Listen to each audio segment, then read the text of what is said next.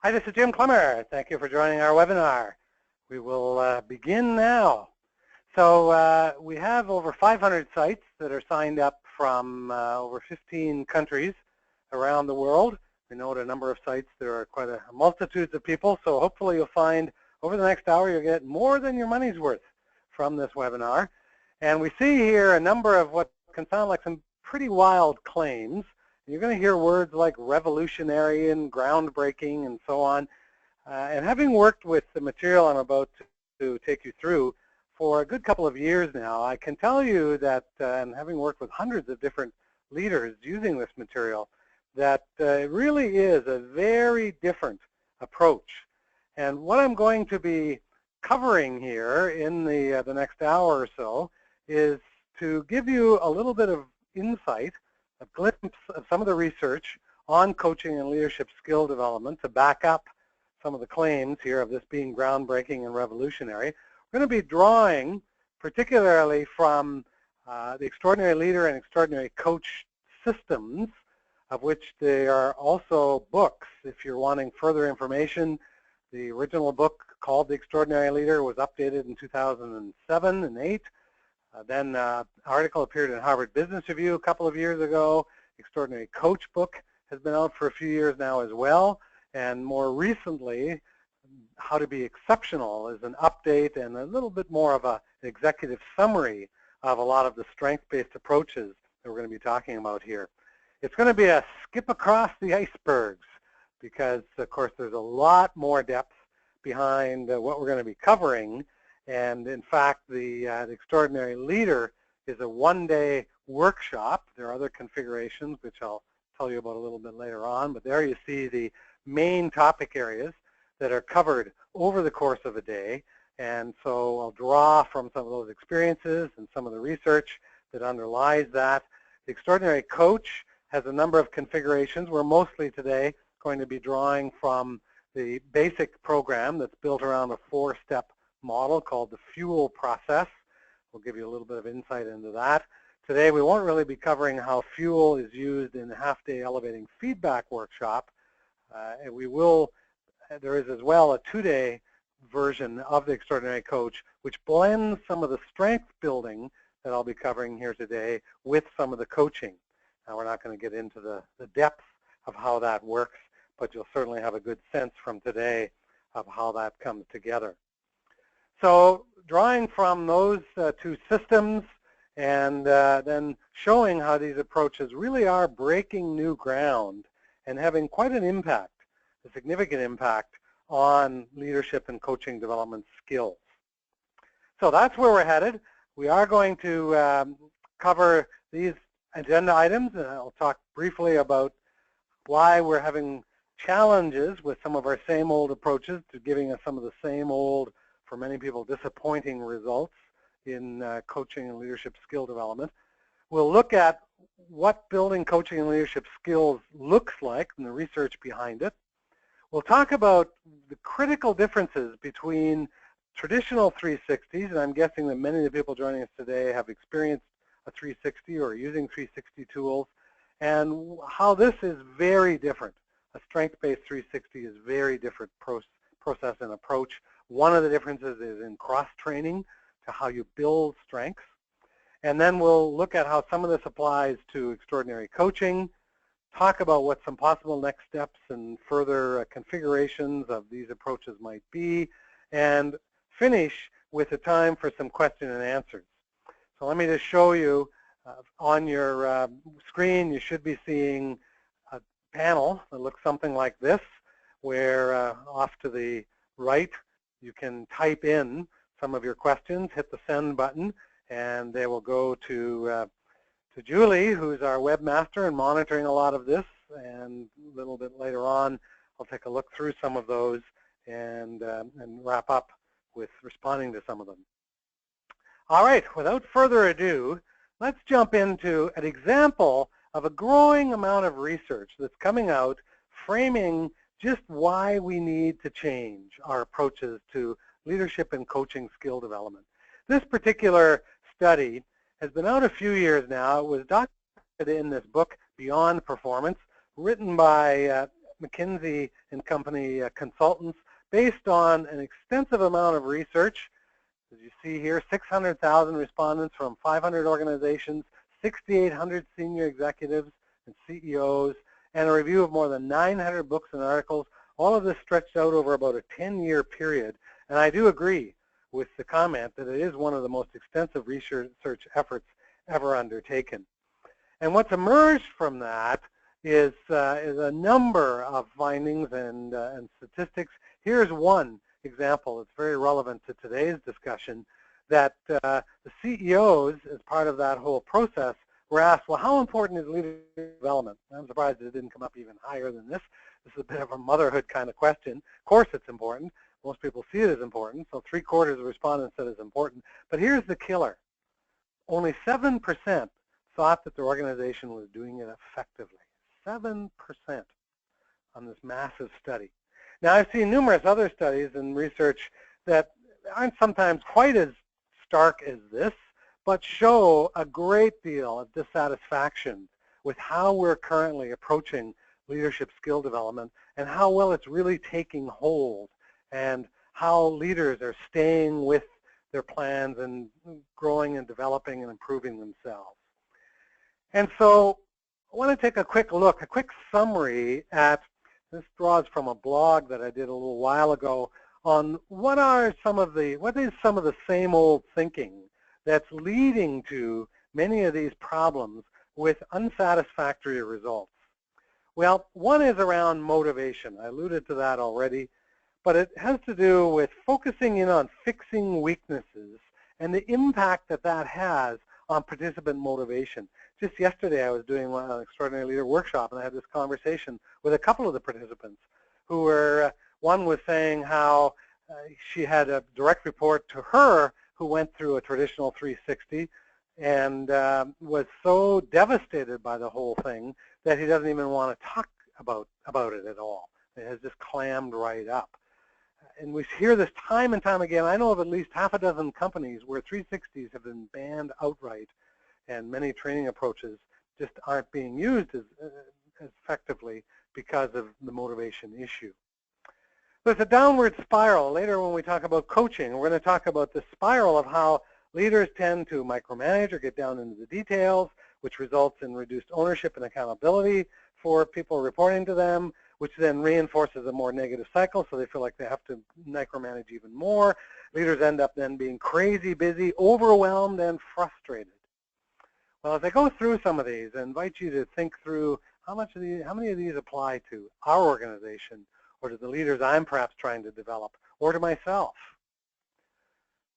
The connections we're alluding to here as being missed are the connections between leadership effectiveness and the problems we see everywhere with falling or plateauing employee engagement. We see time and again leaders failing to understand how their leadership is the critical variable. We'll see later some research on this, but it's 75% of what goes into an employee engagement is a result of leadership effectiveness. A lot of leaders don't make those connections or don't have feedback that can give them those kinds of connections. And so faulty feedback then becomes one of the key problems. We'll look at how self-assessment and many feedback approaches, many strength-based approaches, everyone that we know of, relies on self-assessment, and we'll see how research shows that that's only half as accurate, as reliable as assessment from others. And in fact, 360 assessments are highly effective and reliable in terms of the feedback, but the way most are done means that they're negative, they're punishing, they're seen as a pathway to improvement planning, but they discourage and demotivate. And actually, we'll look at how they're 2 to 3 times less effective than using a strength-based approach. What we mean by developmental dead ends is that there isn't a clear roadmap for how do you leverage a strength from good to great. However you decided that you have that strength, or a leader has that strength, whether it is through feedback or self-assessment, how do you go from good to great? Just try harder? Do it more? Work harder? Bear down more? How do you do that? Well, we need clear maps to identify those kinds of connections.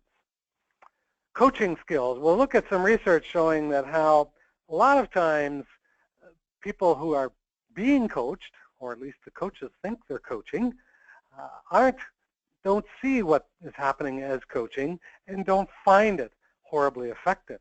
And we'll look at some of the coaching traps that takes us there. One of the problems is that coaching conversations are too often not given a lot of foresight, planning, don't have a framework to follow, and coaches just jump right into them in an ad hoc sort of way. The last problem that we see is the spray and pray method, or sometimes called sheep dipping, where we take a bunch of leaders, dip them through a workshop or a couple of leadership programs and hope that something sticks. But again, a lot of it is not based on research, isn't using evidence-based approaches, and not much sticks. Well, again, take a look at to what extent does this describe some of the challenges perhaps that you're wrestling with or that you're finding difficult in your own organization.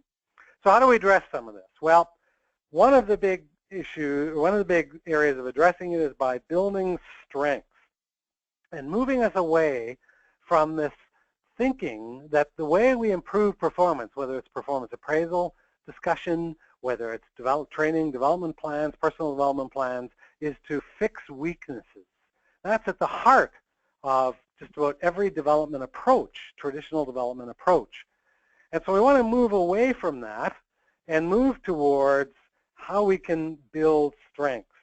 One of the movements that has arisen over the last 15 years ago is the positive psychology movement, which has come primarily out of the University of Pennsylvania. And I want to quote some research here from Michelle McQuaid, who's part of that movement. Martin Seligman is really considered to be the father of this whole movement at the University of Pennsylvania. And what this research I'm about to show you is illustrating is how over the last 15 years we're seeing this big shift. I'm part of the Canadian Association of Positive Psychology. In fact, I'm going to be presenting some of this research you're going to see today at their upcoming conference in June in Niagara-on-the-Lake. And there really is a major movement taking place here because we're seeing the power of focusing on strengths. So here's Michelle did a survey of over 1,000 employees across a number of American workplaces, and here were some of her findings. That back 10 years ago, fixing weaknesses was something that most people believed was the approach to being more effective. We see now how that's dropped almost in half in the last 9 years. And then we contrast that with the flip side, the mirror image reverse of this is now focusing on building strengths. So this is one example of the kind of change we're now starting to see. And this, by the way, the Strengths Revolution is her heading, not mine. And so she goes on to conclude that 78% of employees report a meaningful strengths discussion. When they have a meaningful strengths discussion with their manager, they really feel much more appreciated. And of course, appreciation and recognition is a major factor in many organizations that needs to be improved. 61%, she says, are most likely to be leaping out of bed in the morning to get to work. All right, it's Monday morning, away off to work I go. When managers focus on fixing weaknesses, which of course is what most performance discussions are all about, most training is all about, we see the decline in performance by 27% versus when managers look to build and focus on strengths. And then she ends by saying that there's a 1% chance employees won't be engaged in their work when managers focused on strengths. Oh, those are pretty good odds. Certainly take those odds. So one of the discussions we often get into is how most performance reviews, most leadership development approaches focus on fixing weaknesses rather than on leveraging strengths. And if this were a workshop and we had more time to chat about it, we'd get deeper into just why is it that that happens. Well, here's a comment from someone who's been on this road now for about 6-7 years, using the approaches that we're talking about here and really shifting the culture of their organization. This company, Bard Access, is in the vascular access devices business, the healthcare business. And here's some of what Mary reflects and looks back over the last number of years to say that it has really helped them to rethink performance management, to look to build strengths, and they've seen remarkable changes. And in fact, her comment here reflects what we just saw in Michelle's research, that the energy people have now for the whole process is much different, something that most employees look forward to. And as Mary says, how many companies can say that? How many times do you look forward to either giving or receiving a performance review or attending leadership training kinds of programs or 360s and so on? So we want to get away from the week. We want to end this focus on the week. And here's a way of looking at this and examining this just a little bit further, drawing from your own experiences. If somebody is average at everything, so let's say we see a typical approach, using a 360 tool, identifying areas of strengths and weaknesses, creating an action plan around that. And so here's a typical kind of average approach. So let's say the individual then focuses on a couple of areas that are below average and brings them up to what? To average? Are they likely to bring them up above average? Not likely. They're not likely going to do that. So what's going to be the impact? Well, it's really not going to be that effective.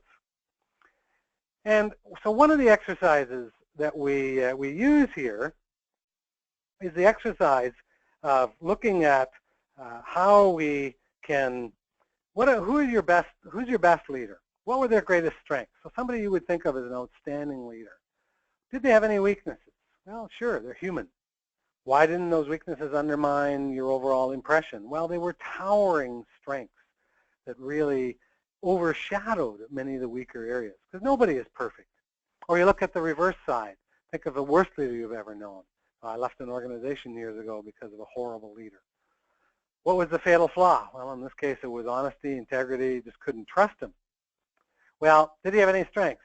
Nope, no strengths. Well, maybe. But it was really hard seeing those because of this fatal flaw, this glaring weakness.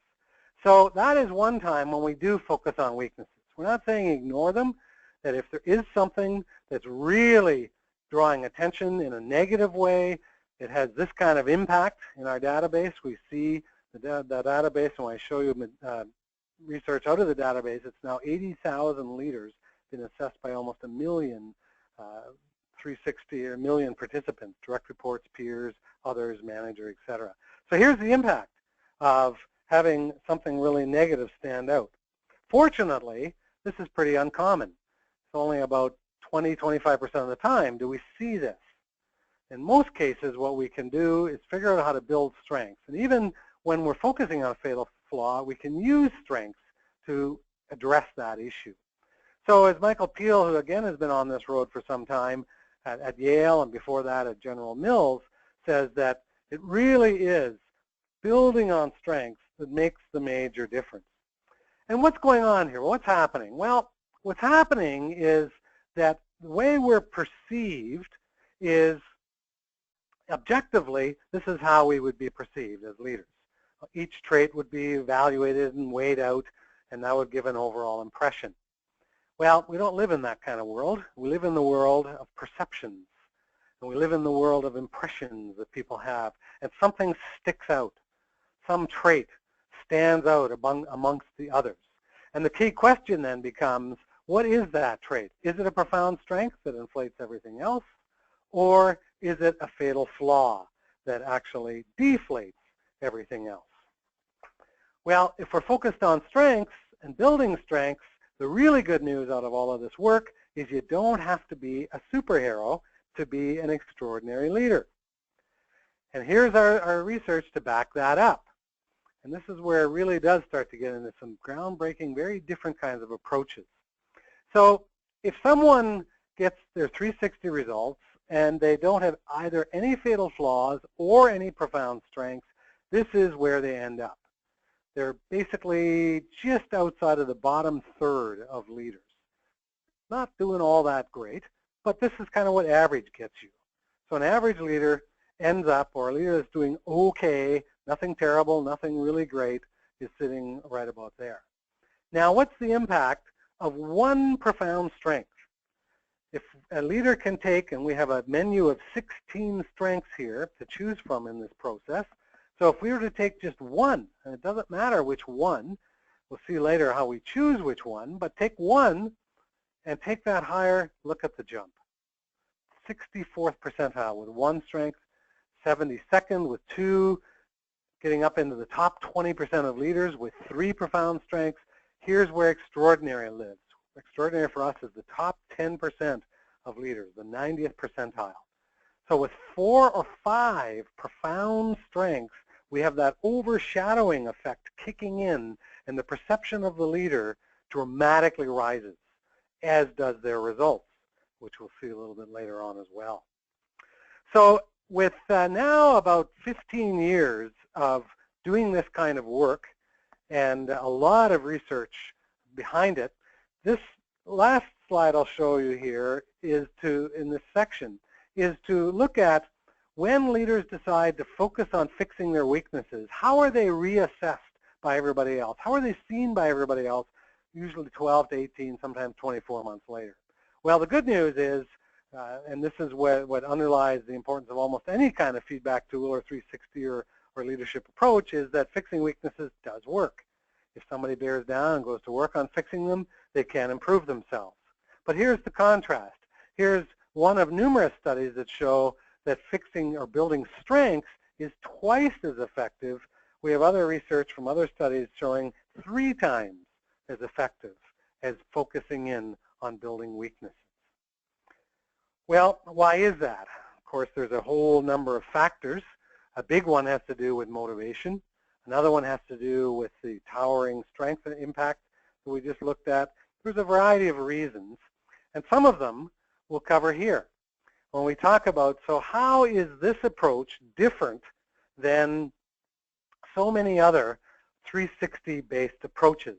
Because the extraordinary leader, not so much the extraordinary coach, but relies on or is built on 360 tools.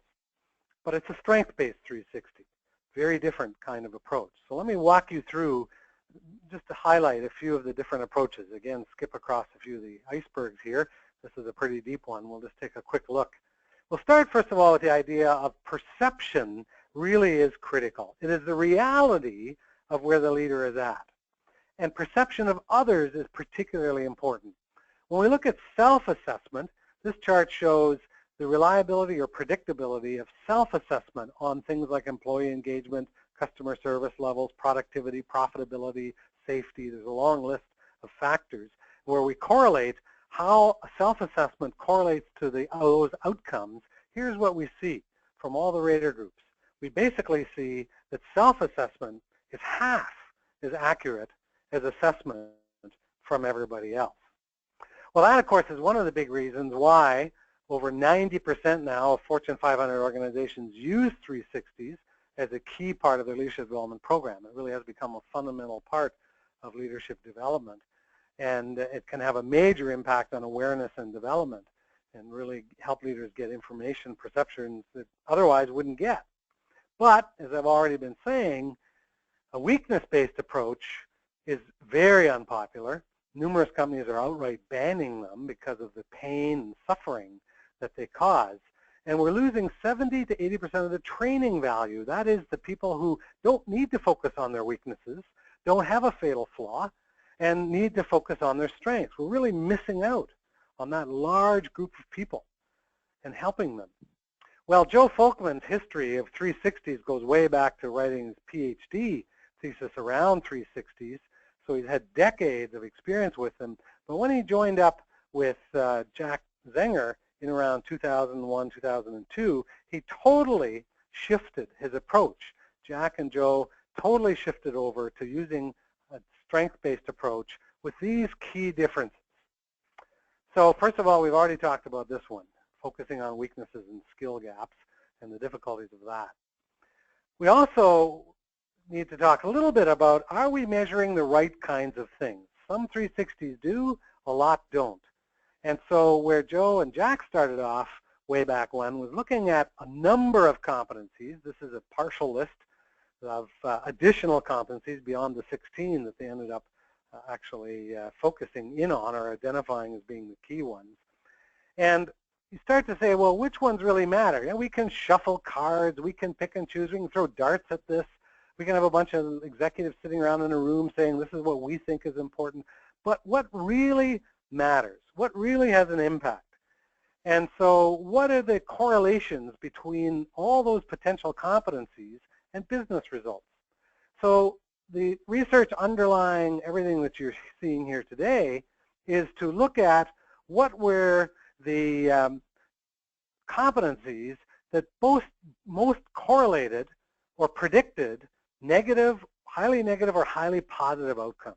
We call them differentiating competencies that really differentiate the very best leaders from the very worst leaders. Those are the competencies that matter. The others are a lot of window dressing, or they're things that maybe are important to somebody. They might even be values for some people, and that could have some value, the value of values, but wouldn't necessarily be leverage points for building more effective leadership. Another thing that's different here is using a scale that avoids false positives and doesn't give much differentiation. So most 360s use a scale that looks like this, called the Likert scale. Take an example like listens carefully and attentively. If somebody was rating their manager or rating a colleague or someone else on that question, they might say, yeah, I think they do a pretty good job. Give them a 4. So the participant says, hey, I'm doing all right. I got a 4 out of 5. That's 80%. Not bad. Well, the scale we're using, a strength-based scale, looks like this. We want to know, is it just okay at a 3? Is it a real strength, or is it an outstanding strength in the 90th percentile? A 4, a strength is 75th, 5th is 90th. Well, now, participant looks at that and says, yeah, they're doing okay. I'll give them a 3. Well, that really helps delineate and more carefully separate just how much this is okay versus a strength versus a profound strength, and gives a lot sharper, clearer focus and feedback. Normative averages is another one. We have a case study that we use, the Richard case study, where Richard gets feedback like this. You see the 16 competencies across the bottom that really differentiate good leaders from bad leaders. And so Richard says, hey, yeah, I'm doing okay. I'm above on some and below on others. I'm kind of okay. So he gets a message saying, well, maybe I need to focus on those areas where I'm a little lower. So some of them are in the soft skills area there, so I'll focus in on those. Well, our goal here is to help Richard get better than just okay, reach for more than that. So Michelangelo once said that the greatest tragedy is not that we aim too high and we miss it, but we aim too low and we reach it, which is what Richard would be doing, is reaching maybe a little more above average. We want to help Richard and other leaders aim much higher, aim for extraordinary. So now we see the same data with the 90th percentile shown. Now this has a couple of implications. First of all, it says, okay, I've got some work to do. But secondly, it says, wow, look at those couple bars that are pretty close to the 90th already. Think back to the chart I showed earlier about 3, 4, or 5. We'll put them in the top. Now you can see, well, Richard, if he were to take 3 or 4 of those that are already close to the 90th and get them to the 90th, we know conclusively, absolutely, he'll be up there in around the 85th or 90th percentile in overall leadership effectiveness. So this shifts significantly what it is that Richard might be focusing on and the path that he might take to get there. So we talked earlier about this lack of connection to employee engagement, this missed connections. And so one of the things that we find is very important in this kind of approach is to provide some personal feedback to the leader on how his or her direct reports are feeling about their levels of satisfaction, commitment, and confidence in the organization. So we generate something called an employee commitment index, because most employee engagement surveys are broad. They're the whole organization, their whole department. They don't really give a leader individual feedback on how his or her leadership is impacting these 5 key questions. And those questions, by the way, correlate very strongly, very reliably with some of the most widely used and common kinds of engagement indices. So the leader gets a page in his or her report that looks like this. helps them see where they are, how that compares to the 75th and the 90th percentile, and what the connections are between his or her leadership and things like engagement, things like commitment levels, or thinking about quitting. Helps to make those kinds of connections very clear and helps give the leaders clearer targets to aim for. We look then at, so we just showed you 16 competencies. And on one hand, you might say, wow, 16, we need to do all of those? Well, we already said 4 or 5 will get you there. But choosing those is a little bit more, it takes a little more than that. So here's another key part of feedback, is to ask every rater, including the individual. The yellow bars represent the individual's self-rating here, or self-ranking. And so each person is asked, what are the top 4 competencies that are most important to this leader in this role? And so from this, we can begin to see and tailor competencies to the individual.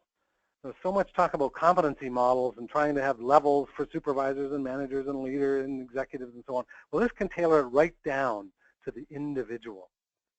And as Benita has said here from Symantec, that this can really help to identify what leadership competencies are critical to the individual's performance, and things like employee engagement, which we just looked at. Written comments too often allow for reinforcing fixing weaknesses. So for example, the old approach is, what's this person's strengths? Well, that's great. So we get a list of strengths. That's good. Is there anything this person can do to improve their effectiveness? Well, often then that is a long list of weaknesses. Or sometimes we even ask, what are the weaknesses this person should address? So what's the message? Where do people go first when they get their report? They zero in on the weakness area. And the message is, fix those. But of course, as we've been saying all along, there's a huge difference between a weakness and a fatal flaw, something that really is critical. So another problem we see with many 360s is that they just get too complex and or they're too simple and restricting. So it's kind of both ends of the one end or the other of the spectrum here. Complexity, seen some that can take up to an hour to complete. Others get down to like 4 or 5 competencies that doesn't give a broad enough range of menu items to choose from and can really restrict the development plan that the individual puts in place.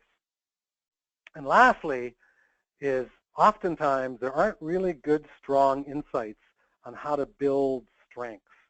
And that's going to be take us into our next section, which is how do we build strengths using a revolutionary, very different kind of approach that we call cross-training.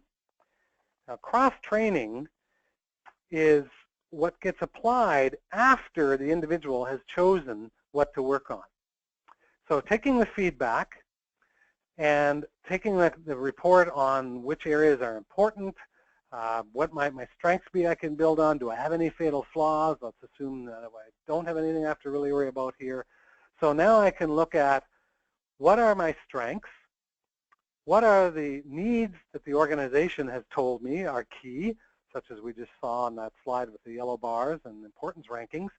And then here's an element that's missed in almost every development process we're aware of, is what is it I love to do?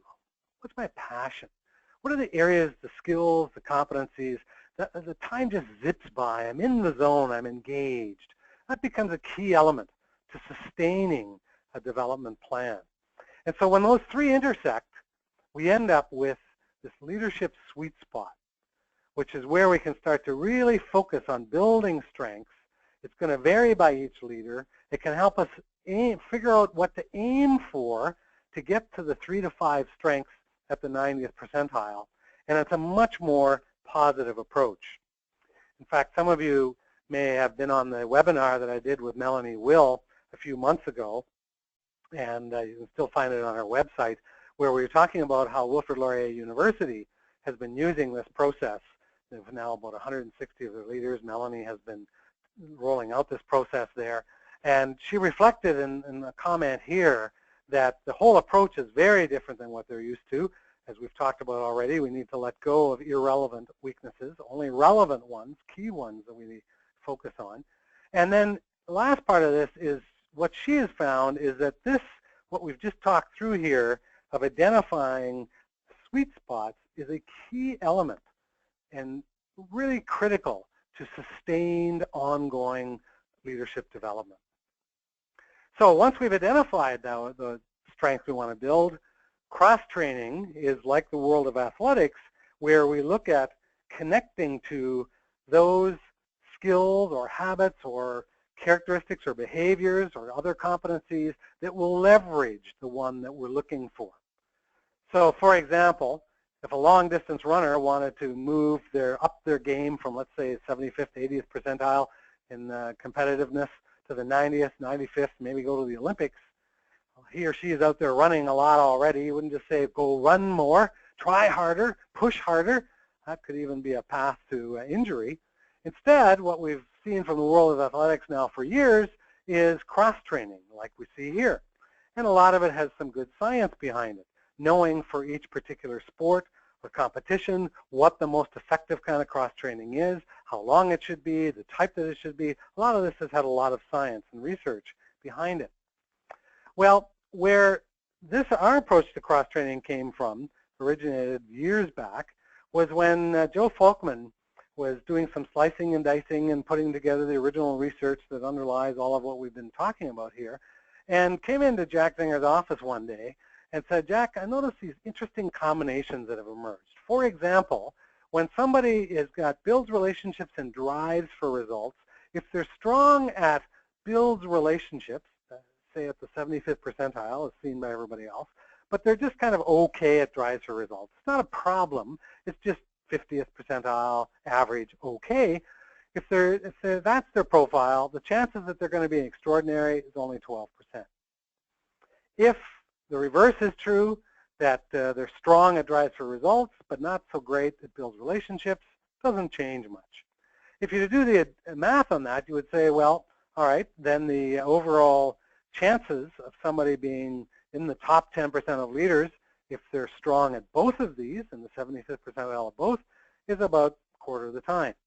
Well, it turns out that wasn't the case at all, and this is where the light bulb started going on, and this whole approach to cross-training was really born. What it turns out was that 72% of the time, when somebody had this profile, they were in the top 10% of leaders. So there's something going on here. There's some kind of synergistic, compounding effect, a leveraging effect going on between these two competencies. And that led to looking at each competency and figuring out where were there more of these catalytic kinds of agents that could go with each competency. And the result is cross-training. And so we see here's an organization that's been using this for some time now, and they literally are rocket scientists, and have found that this sort of approach helps to really get at the soft skills with much harder discipline, a lot more research. I was just with a group yesterday of actually nuclear scientists, leaders in nuclear sciences, and have worked with this organization for a few years now with this process. And this appealed strongly to them, the very same way here, that these are soft skills that have strong research behind them. So let's get into what that looks like. So here's an example. How do you help somebody who wants to take high honesty and integrity from the 75th to the 90th percentile? Do you say to them, well, always be honest. Just put that motto. Put it on your desk everywhere. Always be honest. Or never, ever lie. Or be really, really honest. You know, put inspirational quotes everywhere. But just make sure that you're always super honest. Well, that's probably not going to take you to the 90th percentile. Instead, what's come out of the research is to look at people who are already in the 90th percentile on each competency. So let's go back to honesty and integrity. So now, when we pull out everybody in the database who's already rated at the 90th percentile, what is it about them? What else do they seem to do? What do they share in common that we can begin to see there's some kind of statistical correlation here that is significant? And when we do that, in this particular example, what we see, for example, the number 1 correlation is assertiveness, speaking up, speaking your truth. If somebody leaves a meeting and in the hallway afterwards says, you know, I didn't agree with what went on in that meeting. In fact, I think it even violates our values. And then you ask to do their 360 a little later on, would you give them a 5 out of 5? Probably not. Doesn't mean that you feel like they lie, cheat, or steal, or that they're dishonest or a bad person. It means that they aren't displaying high honesty and integrity, decisiveness, trust, optimism, dealing with ambiguity, inspiring and motivating, concern for others. These are all the correlations for this particular competency that shows a pathway. I can now pick a couple of these and drill down and focus in deeper. In our process, we actually provide then how-to steps to one of these to get deeper into how do we leverage these couple of cross-companion or companion competencies to increase our honesty, integrity, perception of honesty, integrity. So that's some of what that looks like for another one here, in this case, inspiring others to change. All right, well, that's a quick look at building strengths and some of the research behind building strengths. And I will take a short look, jump onto the next iceberg here of extraordinary coaching, which is also, we've got a lot of research behind it. And I'm going to start with a common problem that you may identify in your own organization. It's a bit like asking everybody, who here is above average driver? Well, 75% of hands will go up. Well, of course, can't have 75% above average. But when you ask managers whether they feel they're providing good coaching to their employees, managers typically score themselves high. So in this company, that's what we saw happen. Then you ask the direct reports or the people that those managers are leading how they're doing at coaching and how much coaching they're getting, and we see a very different story. Often score managers quite a bit lower. So what's going on here? Well, there's a variety of things at work. And some of them may be that the manager is falling into some common coaching traps, or there may be some other misunderstandings of what coaching is. So here's some quick common coaching traps. Which ones might apply for you in your coaching or for the coaches you're trying to build throughout your organization? A big one I alluded to earlier, not taking the time, even if it's just a couple minutes, to think through where I want this conversation to go, what's the desired outcome of this conversation, and what are the steps that I might want to take to get there. But then what becomes really key is whose conversation is it?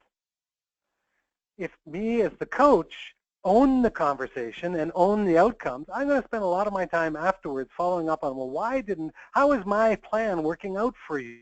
How come you're not following what I coached you / perhaps coerced you into doing, the advice I gave you? So it all has to do with ownership. Who owns the conversation? Which track are we on? Whose track are we on? And who owns the outcome?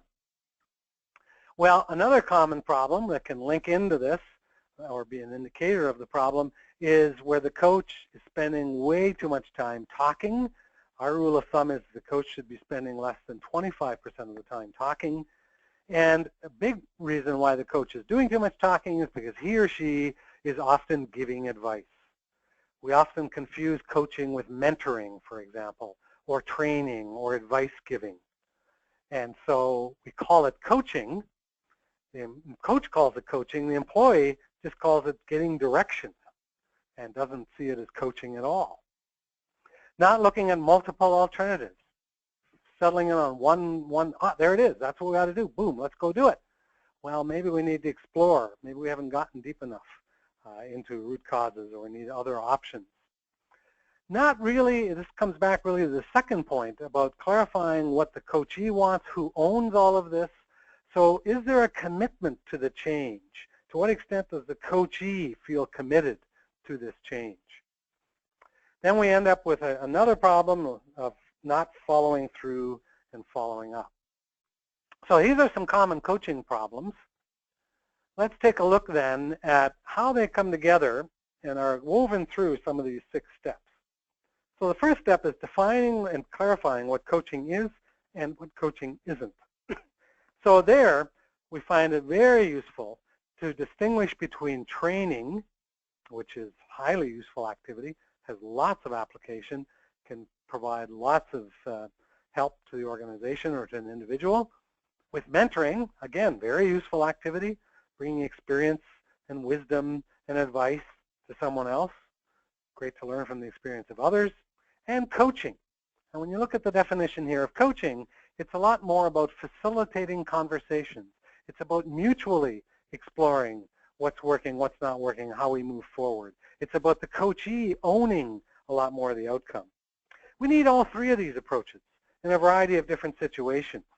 But too often what we're calling coaching really isn't coaching at all. It's training or mentoring. And that may be legitimate in some situations, but in lots of others, what we need is better coaching. So our second step looks at to what extent do coachees understand the connection between their coaching effectiveness and outcomes, similar to what we talked about earlier on with levels of commitment, employee engagement. So here's an example of that. This is showing the employee commitment percentile, how committed employees are across a series of questions that measure that commitment. We saw some of the examples of questions earlier. And then how the coach is assessed in their overall effectiveness across a series of competencies of specific coaching competencies. There are actually 14 coaching competencies that this work is drawn from. And so here's what we see. Dramatic differences. And look at the very lowest bar, the 10th percentile, decile, all the way through to the 90th, the very top. Huge differences in impact. Even the difference at the 50th, the average, kind of okay, through to the 80th or the 90th is dramatic. Or on extra effort. This is showing everybody who on a scale of 1 to 5 put themselves down as a 5 as saying this is a place where people are willing to go the extra mile. So these are people who scored a 5. What's interesting is you get some, despite very poor coaching, who are still willing to go the extra mile. Just naturally bred into some people. But now we start to see once again this dramatic difference, especially those last two and that last bar of how high impact coaching has. So showing that impact, we think, is an important step to helping coaches build their skills in coaching. Having a coaching conversation framework. What's evolved out of our research is a 4-step framework. We call it the FUEL model, F-U-E-L. The F is framing the conversation. The U is understanding the current state, where both the coach and the coachee understand it. In the F, we want to have the framing of the conversation and the owning of the conversation with the coachee primarily. The E is exploring the desired state and exploring options, multiple options. And the L is laying out a success plan. Now, talk about tip of the iceberg. There's a lot more down below this, but having some kind of framework.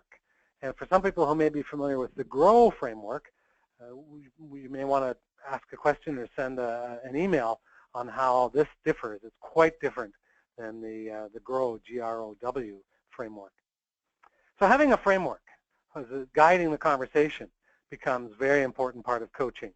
Using evidence-based or a science-based approach, we think, is an important part of coaching, so that whatever framework, models, approaches you're using are rooted in good research. We do have on our website, Bringing Science to the Art of Coaching. If you go into the coaching section of the resources part of our website, you can find this white paper and many others. There's lots more material there that's available to help you see how you can bring science into the art of coaching.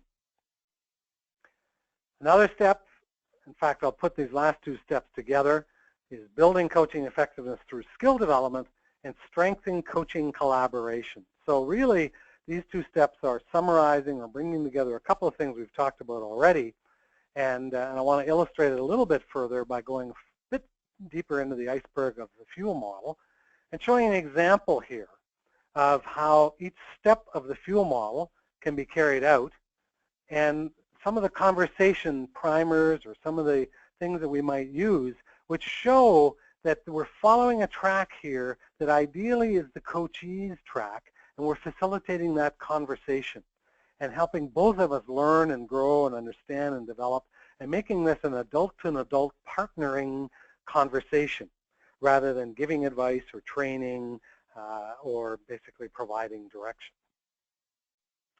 Well, quick skip over a bunch of icebergs here, and in a few minutes we'll talk a bit about possible next steps and then address questions that may have arisen here throughout the last hour. So a couple of next steps. Well, we will follow through with an email for everybody who's registered for this webinar, and we'll provide links to a number of areas of our website.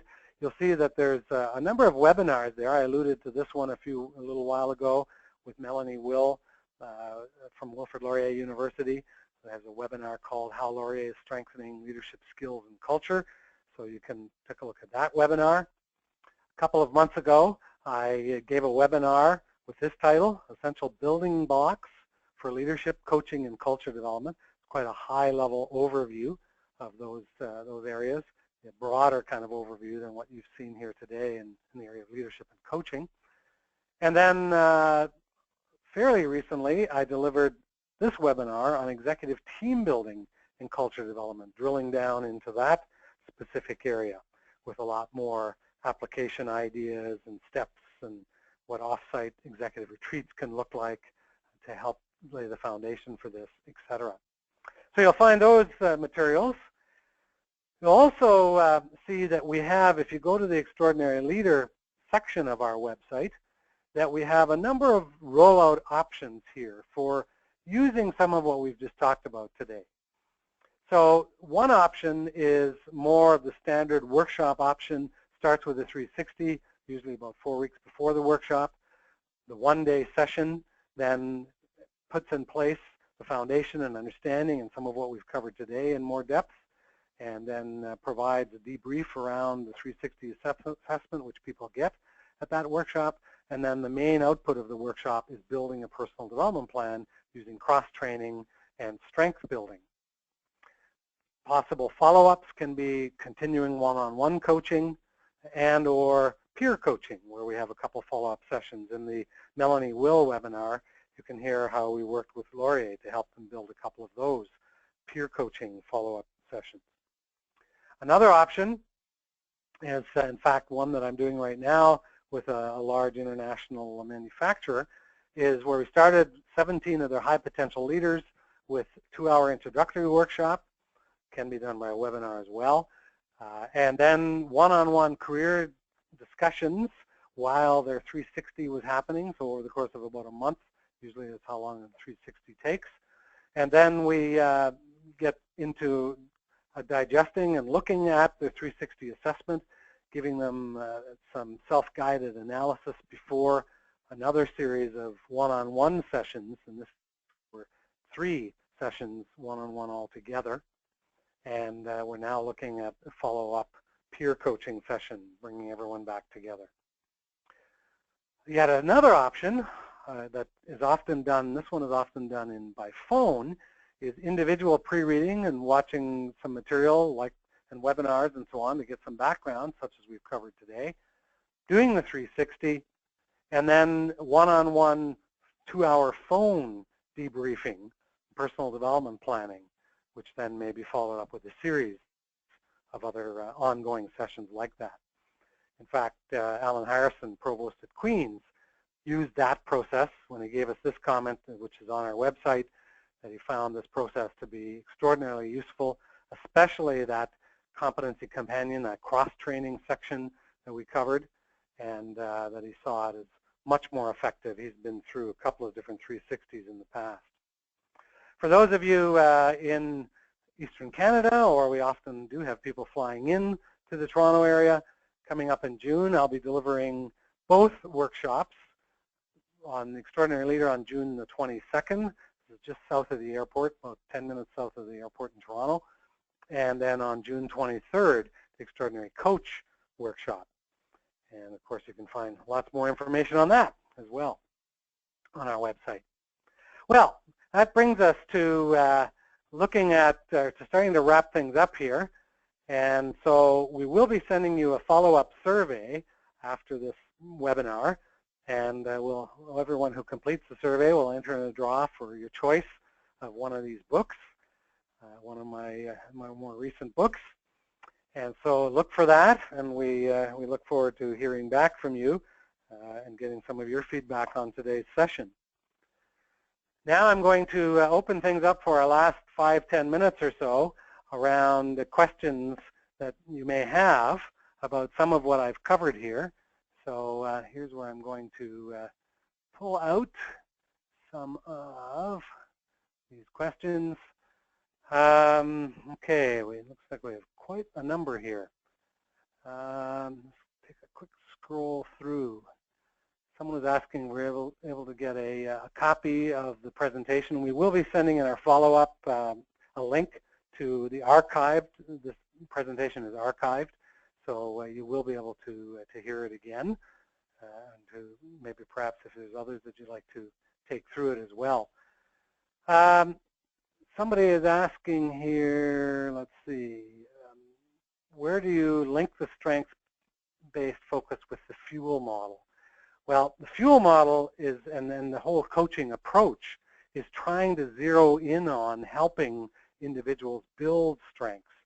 You can do that in a career version of that fuel model. So the CPO grid, which you may remember the little Venn diagram that showed competence, passion, organization, need. That's a very powerful model to use in coaching, and the fuel model can be very helpful in doing that kind of thing.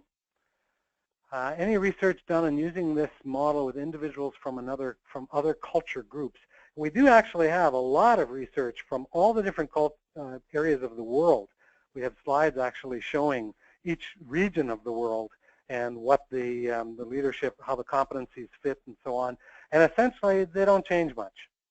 We can get you specific research if you're looking for it in a particular region, but I actually just did this fairly recently for a major client that we have in South Asia, and Joe sent me some of that research, and there really wasn't a lot different than what we're seeing universally in the full database. Is the fatal flaw identified on the 360 assessment, or do you need to determine this yourself? Is a question. The fatal flaw, we call that more of an art than a science, because it's not just purely based on numbers, especially if it's a bit in the gray zone.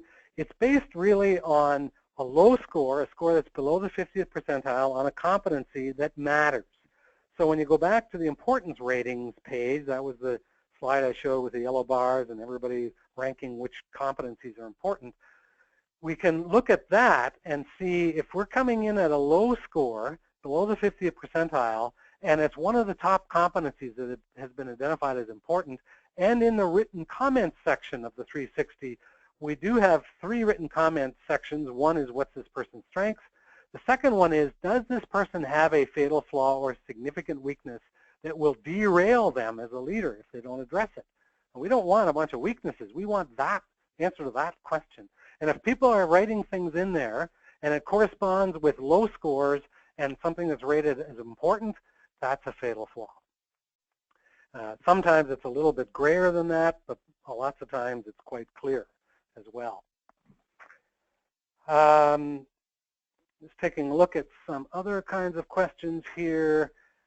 What if we want to use a strengths-based approach, but we have our own competency model, but we don't want to do a 360?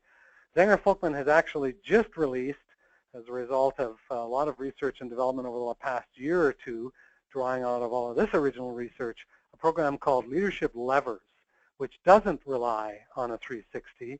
It is a highly simplified look at competencies, and it's really competency model neutral in many ways, and it is not a 360. Now, that means it has limitations, but it is one option for somebody that wants to take that approach. Getting more information on public workshops, personal one-on-one coaching, etc. Our website certainly has that, and we're obviously I'm happy to have a further conversation on what sort of other information you're looking for, what some of the other kinds of options there might be that you might want to look at. How do you suggest we prepare and support busy supervisors to be effective coaches? One of the things we really stress a lot is coaching on the fly. The idea that these do not have to be lengthy, sit down, let's carve out a half hour, an hour, and have a coaching conversation. That in fact, using the fuel model, and the reason we keep that really simple like that, and have a simple little, I showed you the card, that conversation guide, those are little job aid cards, there's a little wallet purse size on one of those, business card kind of size, abbreviated version, and there's a bit larger version. And it's all designed to give, if the supervisor or manager will just take 2 minutes before the conversation, review that card, and follow it, they're going to have a much more effective conversation. Now, if they're taken totally on the fly and don't even have time to do that, once they've started using these steps a couple of times, they can at least reach back into their memory for a bit of the model and the framework and just remember some of the basics, things that need to be done. Someone else has just written, do you see a connection between working on strengths and increasing safety at workplace? I'm thinking of patient safety. Absolutely. We have, in fact, quite a bit of research on that. And if anybody wants that, let me know, and we can get it to you. So just reply back to us.